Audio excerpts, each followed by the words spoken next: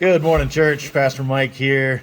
Just want to take a second and say thank you to everybody that was praying and supporting me and the family while we were out in India. It's so good to be back, but definitely grateful for all that support, all that prayer.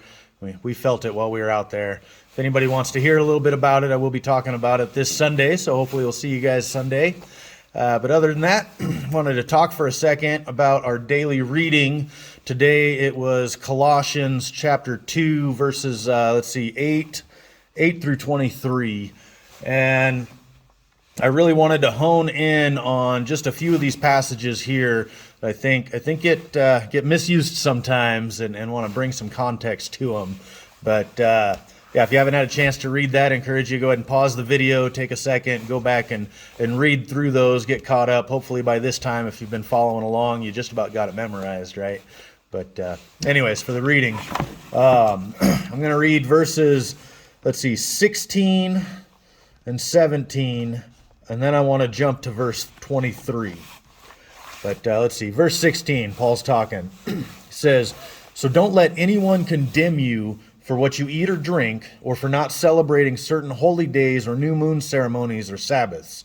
For these rules are only shadows of the reality yet to come, and Christ himself is that reality." Before I continue, I just want to talk about this. This gets misused by a lot of people as kind of a free-for-all to say, I can just do whatever I want. It's totally okay, because see, right, he says, don't let anybody condemn you for what you're eating or drinking or what ceremonies you're observing or not observing. But I don't think they read the rest of the chapter. So I'm going to jump down to verse 23 here. He says, "These rules may seem wise because they require strong devotion, pious self-denial, and severe bodily discipline, but they provide no help in conquering a person's evil desires." That's pretty key there. We're still meant to be exercising control over our evil personal desires.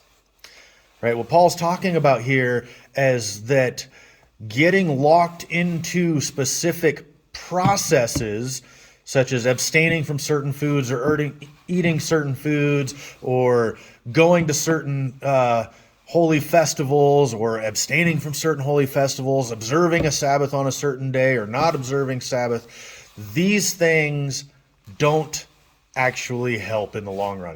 What he says there, right, is that these are only shadows of the reality yet to come. See, these don't actually help. They're shadows of what helps.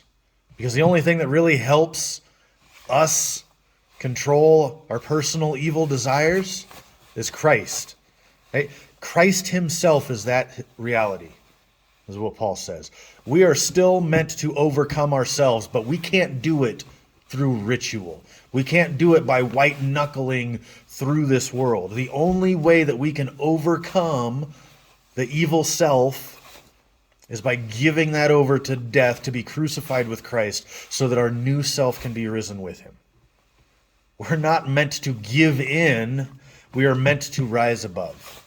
And so I want to encourage you guys this morning to meditate on that. Spend some time with Christ. Allow his Spirit to speak to you. And know that it's only through your relationship with Christ that you can overcome the self.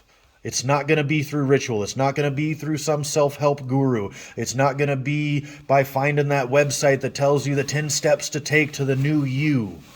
The new you only exists in Christ. So hopefully that's encouraging for everybody. Hope to see you guys this Sunday. You guys have a blessed day. We'll talk to you later.